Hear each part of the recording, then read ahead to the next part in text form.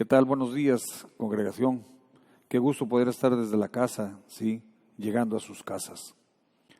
Agradezco a Dios el esfuerzo que está haciendo el equipo técnico por hacer esto posible. Y agradezco a ustedes que me permitan llegar hasta sus hogares compartiendo lo que el Señor nos ha dado.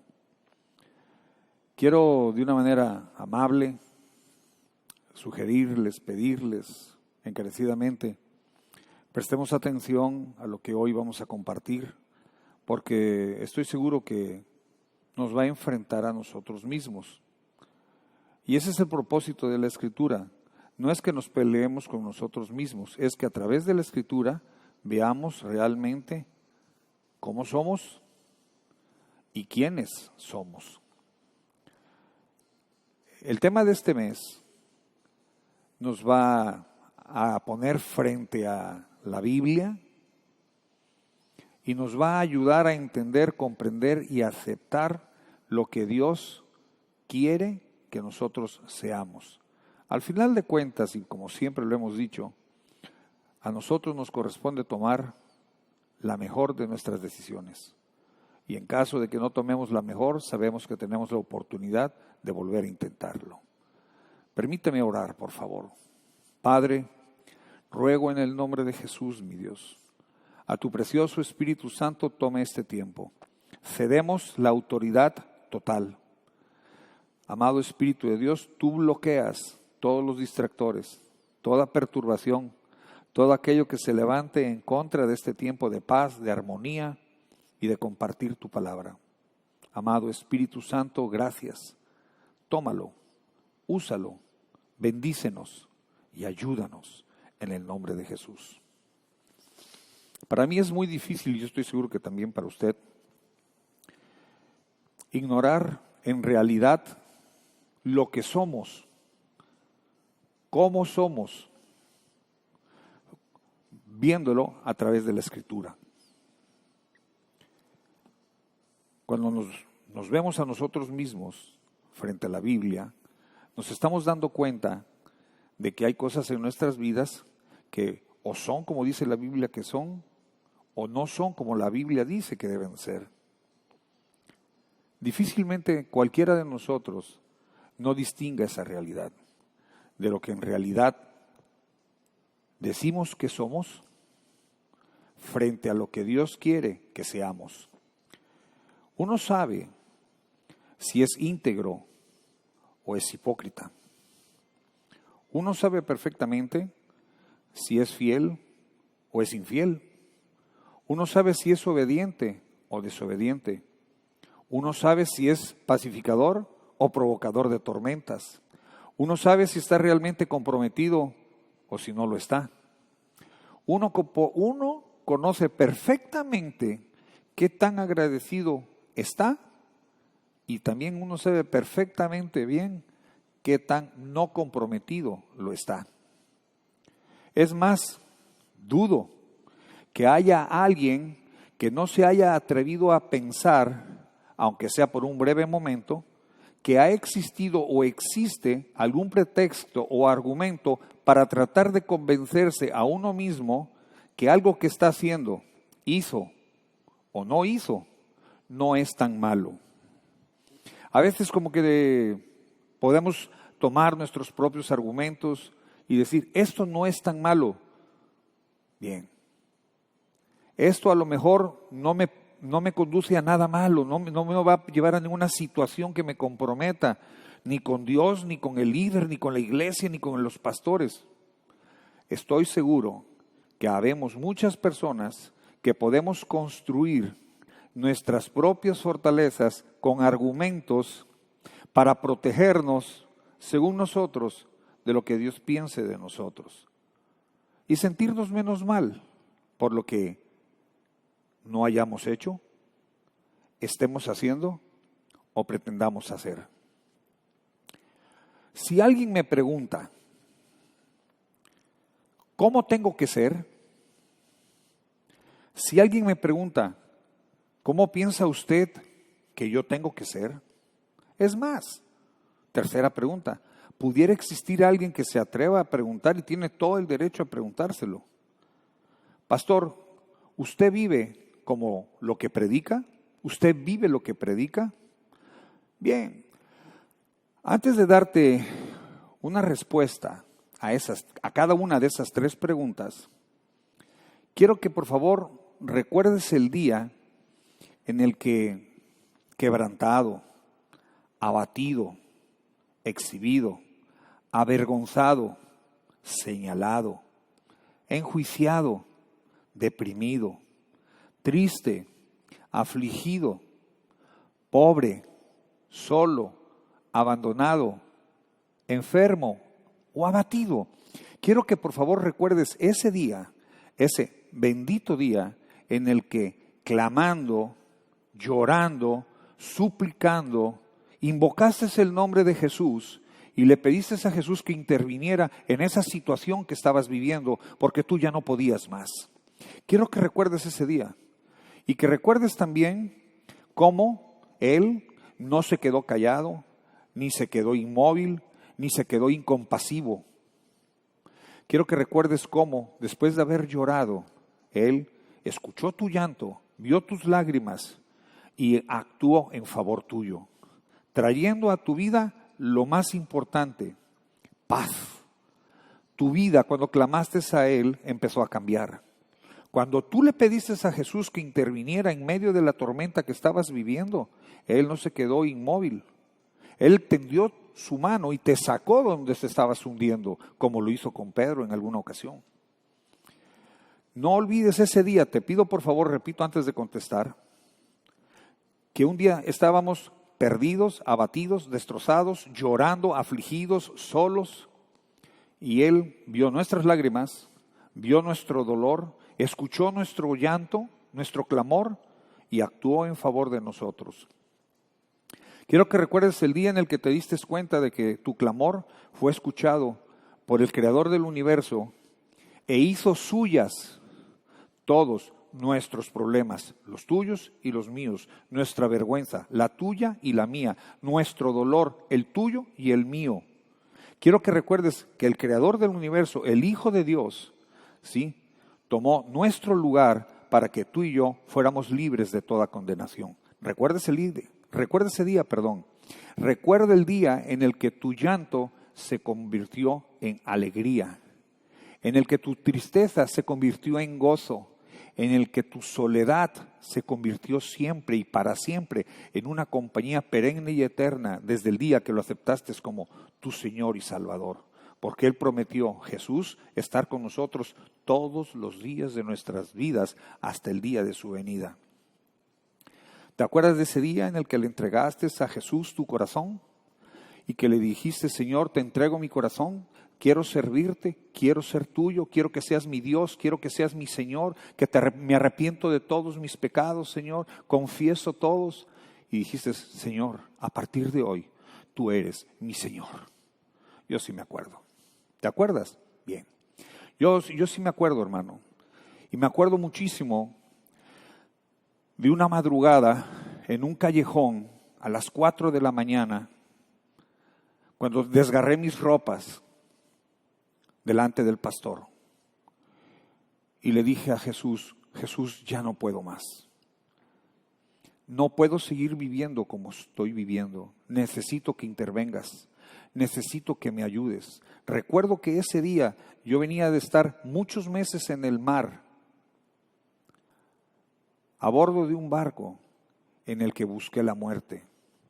Recuerdo muy bien que a pesar de estarla yo buscando con deseo, Jesús no permitió que yo muriera en ese barco, ni en medio de un huracán, ni haciendo cosas así heroicas buscando la muerte, para que digan murió como un héroe. Demasiado tonto, demasiado torpe para huir de la realidad. Antes de subir a ese barco me regalaron una Biblia, me la regaló el pastor. Y tuve oportunidad de leerla. Tantos meses en el mar te dan oportunidad de leer varias Biblias. Y el Espíritu de Dios me dio la oportunidad de leer y de darme cuenta que el que necesitaba un cambio era yo, que el que estaba mal era yo y que el único que me podía ayudar era Él. Recuerdo perfectamente ese día. Recuerdo las palabras de mi esposa cuando se fue de mi lado con mis hijos y me dijo, no se puede vivir a tu lado. Pero también recuerdo que ese día en ese callejón, cuando yo me rendí, cuando yo renuncié, cuando yo clamé, Él me contestó y empezó a obrar en mí una paz, esa paz de la que habla la Escritura, esa paz que solo Jesús puede dar, paz que sobrepasa todo entendimiento, paz que solo Jesús da y que no es como la que el mundo da. También recuerdo que no fue fácil caminar solo, sin mi esposa y sin mis hijos, señalado, criticado, juzgado, con burlas. Recuerdo muy bien esos días, pero también recuerdo los días en los que el pastor me enseñó a orar y a buscar su rostro. Recuerdo perfectamente los días en los que Jesús, ¿sí?, empezó a hablar a mi vida y me empezó a mostrar que Él podía darme a mí lo que yo estaba buscando, pero que era necesario que en esa búsqueda yo aprendiera a confiar y a depender de Él, que aprendiera a ser hijo de Dios, hijo suyo, que aprendiera a vivir como viven sus hijos. No fue nada fácil, en absoluto, nada fácil. Nunca voy a olvidar, repito, las incontables madrugadas en las que el pastor me llevaba a orar y me enseñó a buscar de la presencia del Señor. Y a tomar del Señor, escucha bien hermano, y a tomar del Señor la fuerza necesaria para seguir adelante, perseverando, orando, ayunando, hasta que muchos meses después, casi años, Dios tocó el corazón de mi esposa y volvimos a estar juntos desde entonces y para siempre. Pues bien, si tú has sentido lo mismo que yo, gratitud con Dios por lo que ese día hizo a tu favor, si tú has sentido lo mismo que yo, paz, ese día que clamaste, que lloraste, que gemiste, si tú has sentido en tu corazón ese mover de Él, cuando Él tomó tus cargas, entonces sabes de lo que te estoy hablando. Sabes de lo que significa haber recibido como regalo y por gracia perdón, salvación y vida eterna. Lo sabes perfectamente porque también lo has sentido. Y puede ser de dos maneras. ¿Cómo se toma esto, hermano? ¿Por emoción o por convicción? Por emoción, sabes que las cosas no duran mucho. El compromiso se desvanece. La gratitud mengua. Pero cuando es por convicción, no hay viento, no hay marea, no hay tormenta, no hay piedras que te detengan en tu caminar, puestos tus ojos en Jesús, el autor y consumador de la fe. Tú sabes, lo he compartido en alguna otra ocasión y lo has leído en la Escritura, en el Evangelio según San Juan. Si tú y yo estamos en el cuerpo de Cristo, injertados en el cuerpo de Cristo, es porque Él nos buscó a nosotros y Él esperó el momento oportuno, la circunstancia oportuna. Esperó ese día en el que nosotros ya no podíamos más con nosotros mismos ni con la situación. Y Dios estuvo esperándonos y guardando nuestras vidas hasta que Él tomó la decisión de mover su espíritu y hacernos voltear al cielo y verlo a Él. Él ya nos estaba viendo a nosotros. Él ya nos había escogido a ti y a mí desde antes de la fundación del mundo, dice Efesios. Él estaba esperando ese día en donde nosotros renunciábamos a nosotros mismos, nos rendíamos, nos declarábamos cansados y entregábamos nuestras vidas a su Hijo. Y de esa manera, Él nos adopta como hijos, nos arropa. Y dice la Biblia que nos dio la potestad de ser llamados hijos suyos. Leámoslo, Juan capítulo 1, versículos, ¿sí?, del 11 al 13. Dice la palabra del Señor. La palabra vino a vivir a este mundo, pero su pueblo, los israelitas, los judíos, pero su pueblo no la aceptó. Pero aquellos que la aceptaron, tú y yo, y creyeron en ella, tú y yo, llegaron a ser hijos de Dios. Y dice el versículo 13, son hijos de Dios por voluntad divina, no por voluntad humana. ¿Entiende? Somos sus hijos porque Él quiere que seamos sus hijos, Porque hay muchas personas que no van a tener este privilegio y este deseo de buscar su rostro. Hay muchas personas que no anhelan nada de Dios, más que pedirle, reclamarle, señalarlo y acusarlo. Son indiferentes, apáticos, escépticos, indolentes y no les importa ni una milésima lo que es Dios. Más adelante en Juan 3 dice que los que no creyeron en su Hijo, esos ya tienen su condenación. Pero a ver, volvamos al tema. Fue Él el que decidió hacernos sus hijos. Cuando Él vio nuestro corazón en el límite, en el borde, entonces sí, Él, quien es el que produce el querer y el hacer, nos hizo ver al cielo, voltear a verlo, clamar, llorar, gemir, pedir perdón, arrepentirnos y aceptarlo como nuestro Señor y Salvador. Fue Él, repito, el que nos adoptó y nos arropó con su amor y nos dio lo que ni el mundo ni persona alguna, ¿sí?, nos ha podido dar. Él nos dio mucho más abundantemente de lo que nosotros pensábamos que podíamos recibir de parte suya.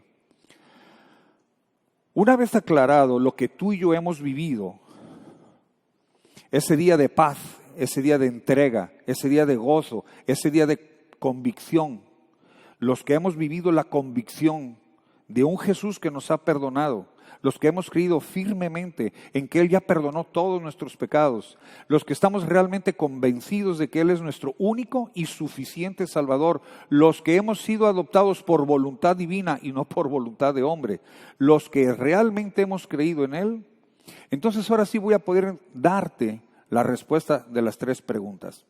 La primera pregunta, si tú me preguntas cómo tenemos que ser, de entrada te tengo que decir algo con mucho respeto. Él no nos obliga ni nos va a obligar a ser de ninguna manera. Somos nosotros los que por amor y gratitud a Él, que nos dio todo, somos los que vamos a hacer lo que tengamos que hacer. No le voy a poner nombre a lo que tengas que hacer, si tienes que orar, si tienes que servir, si tienes que venir, si tienes que diezmar, si tienes que amar, si tienes que perdonar, no, yo no le voy a poner nombre a lo que todo hijo de Dios, por voluntad divina, sabe que tiene que hacer. Eres su hijo, somos sus hijos. Aquí dice en la Biblia lo que Dios quiere que hagamos y nos enseña. Nos dice cómo tenemos que hacerlo, pero no nos obliga a hacerlo. Lo vamos a hacer porque lo amamos.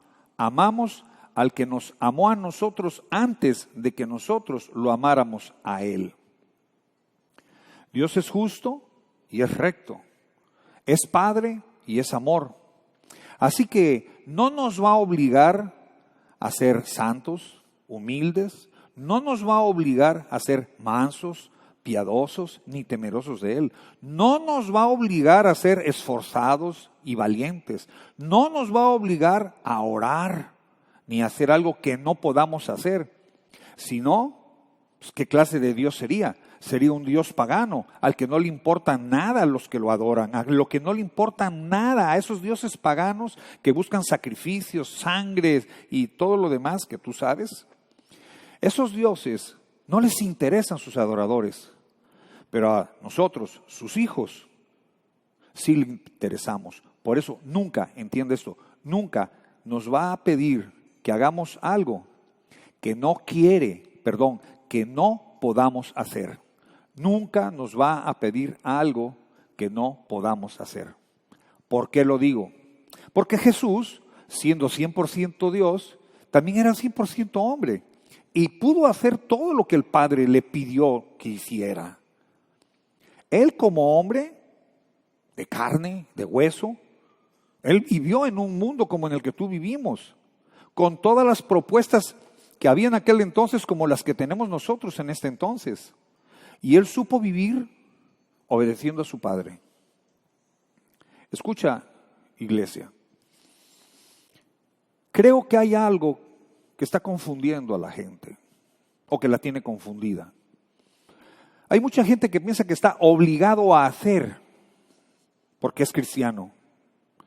No estás obligado a hacer. No estás obligado a hacer. Lo haces porque lo amas. Lo haces porque hay gratitud. Lo haces porque hay reconocimiento, porque valoras lo que Jesús hizo por ti. No estás obligado a hacer nada.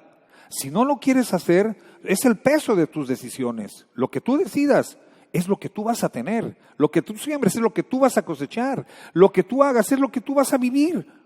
Así de sencillo. Dios no te va a obligar a hacer nada. Conoces la gracia, conoces el favor inmerecido, conoces el perdón. Por ese simple hecho vas a conducirte de una manera que a Él le agrada sin que Él te obligue a hacer nada. Porque te sabes perdonado, redimido, rescatado, reconciliado, prosperado, sanado. Porque sabes lo que significa para ti ser hijo de Dios. Eres un hijo de Dios. Vives gracias a su voluntad divina como un hijo de Dios. Y si no somos nada de lo anterior, si no somos personas que oran, que se esfuerzan, no. Es porque no queremos serlo, no porque no podamos serlo. La segunda pregunta, ¿cómo pienso yo que tú tienes que ser? Porque en esta pregunta suele haber demasiadas personas con cierto toque, que sus preguntas no tienen un buen corazón. Se comprende, se entiende. No se puede aceptar, pero se tiene que tolerar, porque no todos somos iguales. Aunque todos somos hijos, los que hemos creído, no todos somos iguales. Y alguien podría cuestionar, preguntar, pastor, ¿usted qué piensa? ¿Cómo yo tengo que ser? Déjame decirte algo, por favor.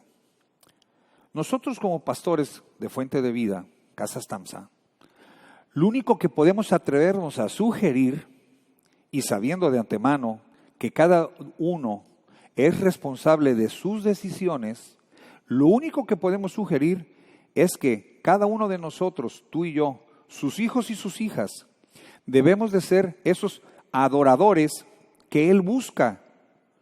Que seamos los que lo adoren en espíritu y no en la carne. Los que lo adoren, ¿sí?, de una manera genuina, que lo adoren de verdad, en espíritu y en verdad. Que la adoración sea genuina, no falsa, no por conveniencia ni por compromiso. La adoración verdadera es la que brota de un corazón agradecido, que ha reconocido a Dios intervenir a favor suyo en su vida.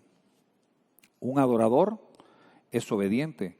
Hace varios meses, Ariadna, cuando hablamos de la integridad, Ariadna habló de la integridad, de la adoración y del adorador. Excelente mensaje. ¿Qué otra cosa sugerimos nosotros como pastores que debe de ser la iglesia? Bien, la iglesia deben de ser hijos e hijas hambrientos por su presencia. Esto es algo a lo que nadie nos va a obligar a hacerlo. Nadie nos va a obligar a que lo hagamos. Pero buscar su presencia, hermano, es algo que nos favorece, es algo que nos beneficia, es algo que a Él le agrada. Si a Él le agrada y a nosotros nos favorece, ¿por qué no ser como Él quiere que seamos? ¿Cómo quiere que seamos? ¿Ejemplos? Déjame, te voy a poner unos cuantos. Todos están en las Santas Escrituras. Por ejemplo, ¿cómo podemos ser? Bien, como uno de los 10 leprosos. ¿Te acuerdas de uno de los 10 leprosos? ¿Cómo era? Agradecido. Todos habían recibido un milagro, pero solamente uno regresó a darle las gracias. ¿Cómo podemos ser? ¿Cómo sugerimos que seamos? Como José. ¿Cómo era José? Fiel, íntegro, obediente, responsable, perdonador. ¿Cómo era José? Todo el tiempo tenía a Dios en sus pensamientos. La señora de Potifar, la cárcel, sus hermanos, los sueños. José nunca dejó de pensar en lo que Dios le había dicho que iba a hacer. José era como Dios quería que fuese. ¿Cómo más? Como la samaritana. ¿Cómo era la samaritana? Bueno, ya sabemos cómo era la samaritana. Y esa señora, también cómo era. ¿En qué se convirtió?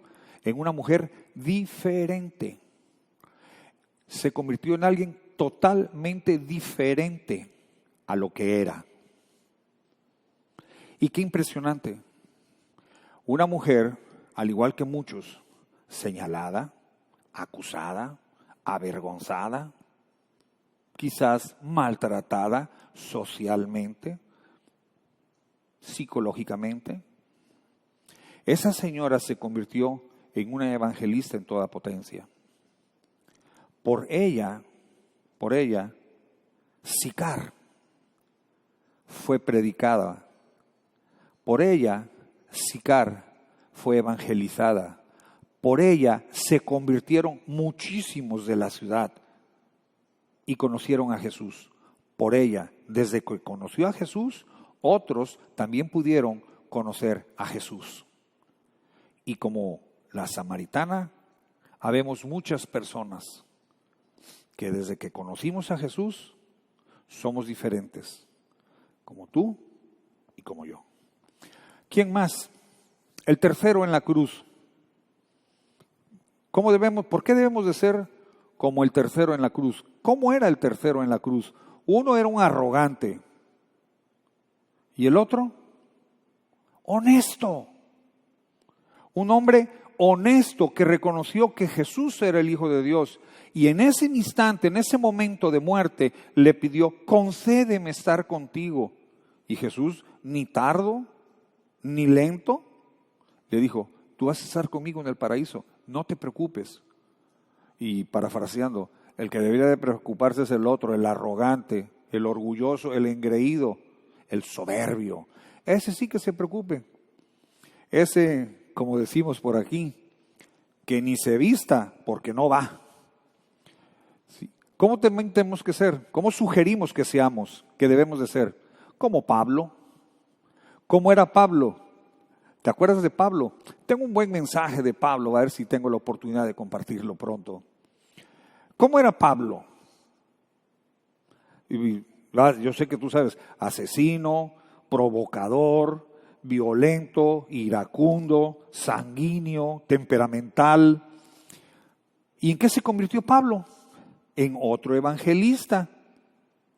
El asesino en un predicador de vida. Eso es impresionante. Promovías muerte y hoy predicas vida. Hay muchas personas cuyas manos han estado llenas de sangre y hoy predican vida.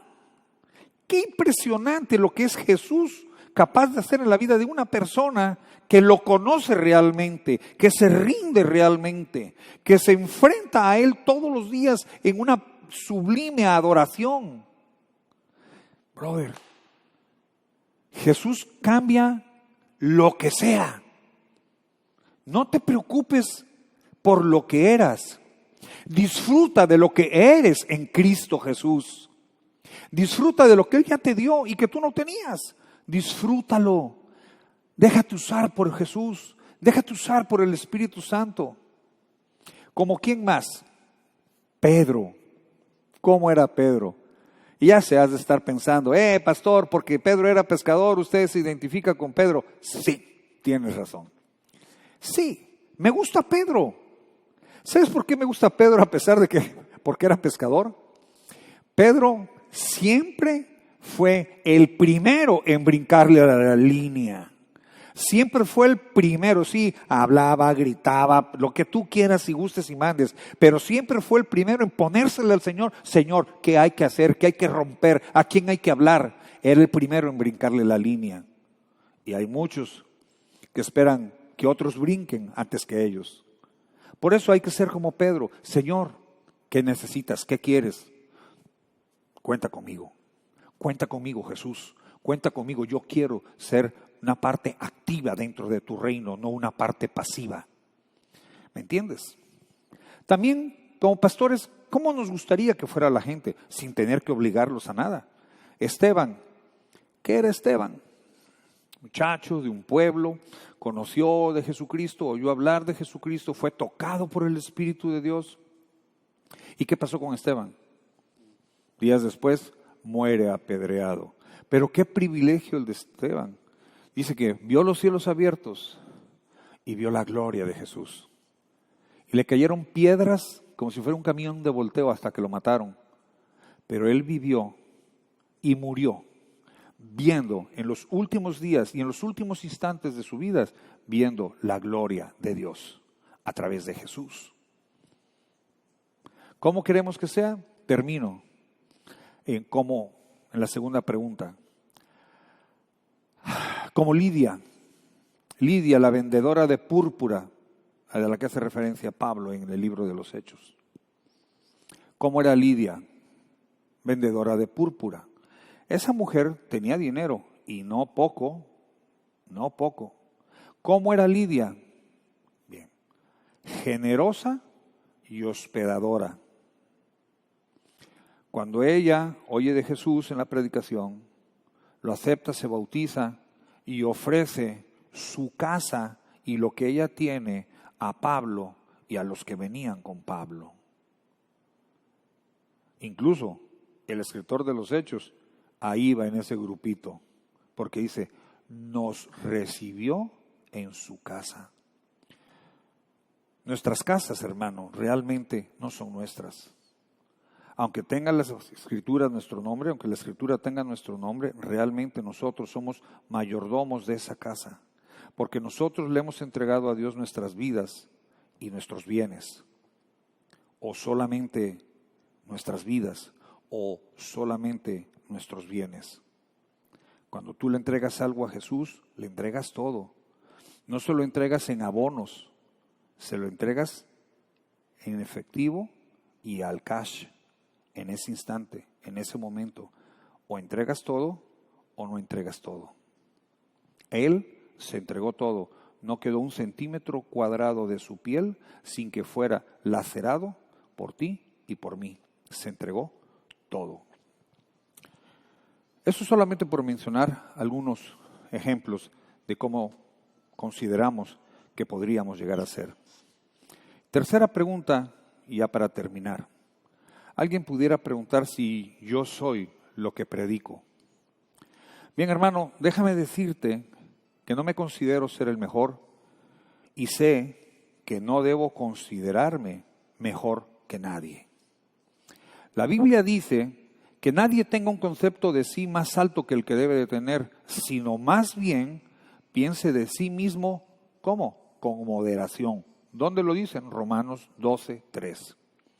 Nadie tenga un concepto superior, un concepto de sí más alto. Desafortunadamente, no son pocas las personas que piensan que porque están en una iglesia se sienten mejor que la gente que no está en una iglesia. Desafortunadamente, no se ama como Jesús ama, que no hace acepción de personas. Yo sé que a pesar de lo que Dios me ha permitido hacer, lo que Dios me ha permitido tener, lo que Dios me permite hacer, no es nada comparado con lo que realmente Él ha hecho por mí. No puedo tener un concepto superior de mí mismo. Yo no puedo pensar muy bien de mí, porque realmente no me considero merecedor de nada. Al contrario, soy dador de gracias al que me perdonó, me rescató, me salvó. Debo de ser dador de amor, de consideración, como Él lo ha sido conmigo. Aparte, dice la Biblia que tengo que estimar a cada uno de los demás como superiores a mí mismo. ¿Dónde lo dice? Filipenses capítulo 2, versículo 3. Al igual que todos los hombres, tengo una naturaleza humana que me convierte en un ser imperfecto y con no pocos defectos. Mismos que no les va a costar mucho encontrar a quienes los quieran buscar. Los van a encontrar facilito. No crean que se va a esforzar mucho el que quiera encontrar defectos en mí. No se va a esforzar mucho. Los va a encontrar con mucha facilidad. Entonces, cuando yo vea a esa persona que está buscando mis defectos, le voy a preguntar si soy yo el que le puedo ayudar a él en algo, para que no tarde tanto. Es molesto que te estén diciendo. Bueno, pero en fin, ese es otro tema. Repito, soy imperfecto, no puedo tener un concepto superior de mí mismo, ni de pensar más de mí mismo, pero no soy perfecto. Pero créeme, hermano, al que se atreva y quiera preguntar que si vivo lo que predico, déjame decirte que me esfuerzo por ser mejor. De verdad que me esfuerzo, porque no es fácil. No es fácil morir todos los días, perdonar todos los días, pedir perdón todos los días. Porque sí soy consciente de que debo de ser mejor. Y la única manera de poder ser como Él quiere que sea y ser mejor es depositando mi vida en manos de Jesús. Él me cuida y me protege. Es ser sensible y obediente a la voz de Dios a través de su Espíritu Santo. La única manera de ser mejor es depositando mi confianza en Cristo, mis fuerzas en Cristo, mi integridad en Cristo. ¿Cómo soy? Debe de semejarse mucho a lo que Él espera que yo sea. Yo debo de estar pensando, estar consciente. Lo que tú pienses es muy respetable. Yo debo de estar consciente que Él sabe lo que pienso, sabe lo que deseo, sabe lo que necesito, conoce mi debilidad. Pero dentro de todo esto, yo sé que yo puedo contar con Él. ¿Cómo debo de ser? Como Él dice que soy. ¿Qué dice Él que yo soy?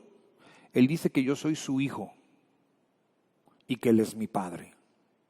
Él dice que no estoy solo, que Él es mi fortaleza, que Él es mi escudo, que Él es mi refugio, que Él es mi escondedero, que Él es mi proveedor, que Él es mi sanador.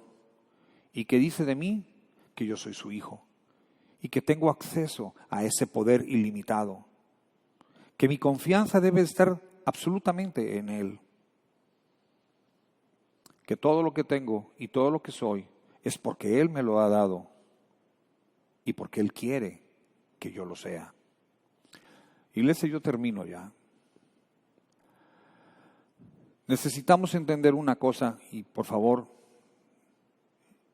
suplico y ruego, pido encarecidamente, tómenlo a bien. Las cosas no sabemos cuánto tiempo van a durar, que si aplanan la curva, que si se levanta la curva, que si clases en octubre, que si clases en septiembre. Bien, el mundo es el mundo, pero nosotros ya no somos del mundo. Aunque vivimos en el mundo, ya no somos del mundo. Nuestra patria es celestial y nuestro Padre es divino. Y todo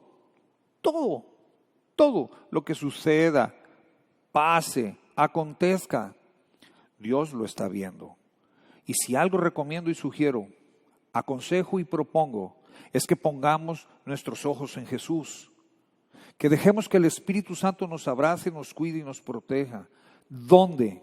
En su presencia, en la intimidad, en el aposento, detrás de la puerta cerrada. Él lo va a recompensar en público.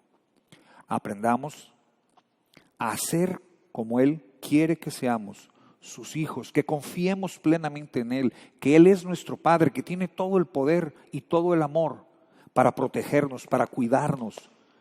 Yo me siento protegido. Yo no tengo padre de los 12 años y pasaron muchos años 31, 2 al 31, 19 años en los que viví sin padre hasta que acepté a Jesús como mi Señor. Yo recuerdo que en ese callejón a las 4 de la mañana desgarré mis ropas, lloré y dije, Señor, ya no puedo. Entras tú a mi vida o a ver qué va a pasar de mi vida. Yo ya no puedo vivir sin ti. Entró esa paz y desde que entró esa paz en mi interior, puedo decir que Él es mi Padre y que nunca me ha dejado solo. Que me ha perdonado todos mis defectos, todos mis errores, todos mis pecados. Puedo sentir su gracia, su favor y su misericordia. Siendo yo infiel, Él permanece fiel. Siendo yo imperfecto, Él no deja de amarme, de cubrirme, de cuidarme, de protegerme, porque soy su hijo. Tengo que ser mejor padre, mejor esposo, mejor abuelo, mejor siervo, mejor amigo, mejor hermano. Y eso solamente lo voy a hacer estando en su presencia, disfrutando de mi Padre todos los días de mi vida. Oramos. Amado Padre, Señor, gracias porque tú no nos ocultas nada. Todos nos los has dejado en tu palabra. No nos ocultas nada. Nadie puede ser sorprendido. Nadie puede decir, no lo sabía. Gracias, papá, porque nos adviertes, nos cuidas, nos proteges, nos guardas. Y en medio de toda esta circunstancia, hoy, Señor, sé que tengo la oportunidad de estar más tiempo en tu presencia, de disfrutar más de ti, de conocerte más. Gracias, Padre. Amado Espíritu Santo, yo ruego, mi Dios, que esta palabra llegue hasta el fondo de nuestros corazones y podamos vivir quieta y reposadamente. Podamos vivir confiando en ti como Padre y como hijos que somos. Gracias, Espíritu Santo, gracias, porque nos vas a ayudar a ser como papá quiere que seamos, no como realmente somos. Quieres que seamos tus hijos. Ayúdanos a ser mejores hijos. Te lo pido dando gracias en el nombre de Jesús. Amén. Iglesia, Dios te bendiga. Saludos a todos en casa. De parte de mi esposa y mío, un abrazo, un beso, nuestro cariño y nuestro respeto. Dios les bendiga. Amén.